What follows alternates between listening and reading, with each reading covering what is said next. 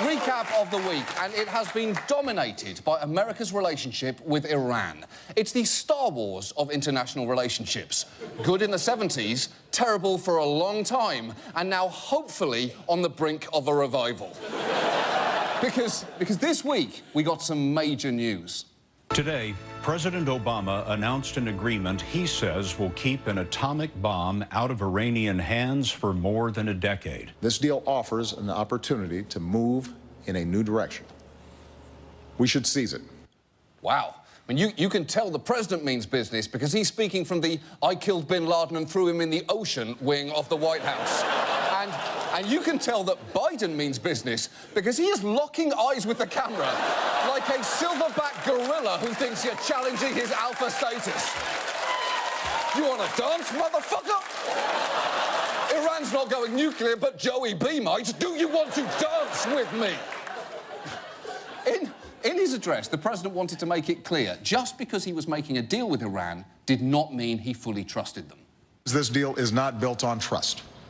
It is built on verification.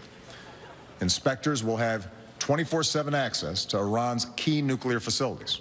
And that's a reasonable request. After all, Iran developed nuclear facilities in secret and then, when they were discovered, claimed they were for civilian purposes, which is a bit like having your girlfriend discover your real doll and saying, "Wait, what?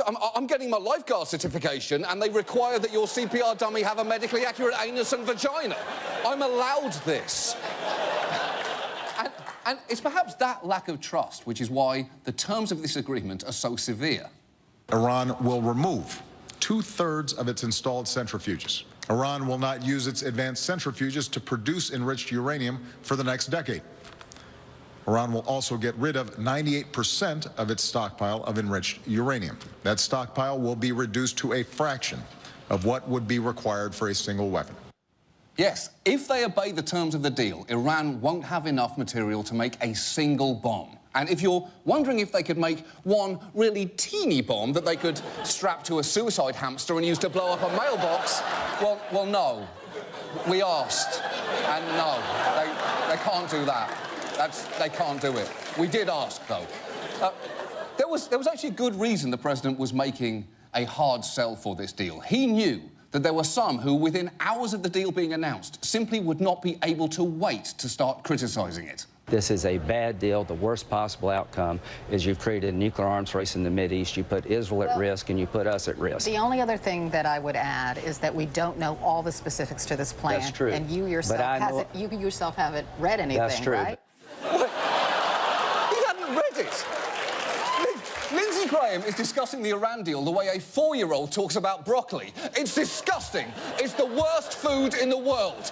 Have you ever tried broccoli? No, I have not, but I know I hate it. I know I hate it. And Lindsey Graham, to be fair, was not alone in criticising the deal based solely on what he thought it contained. The deal that we have out there, in my view, from what I know of it thus far, is unacceptable. If, in fact, it's as bad a deal as I think it is at this moment, we'll do everything we can to stop it. Wait, as bad as you think it is, that is a clear sign that you didn't do the reading. It's like starting a book report. Some of us are of mice, while others are, of course, of men. There have been many good Gatsbys in history, but only one I would call the Great Gatsby.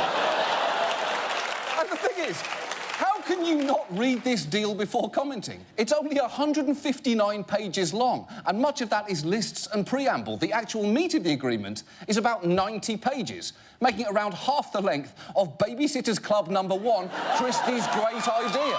And look, I'm not saying the deal is perfect. I'm just saying think of the nuclear agreement with Iran as a calzone. It could contain a lot of things, from cheese and marinara sauce to a dead mouse. But the point is, you don't get to complain about what might be inside unless you have fucking looked.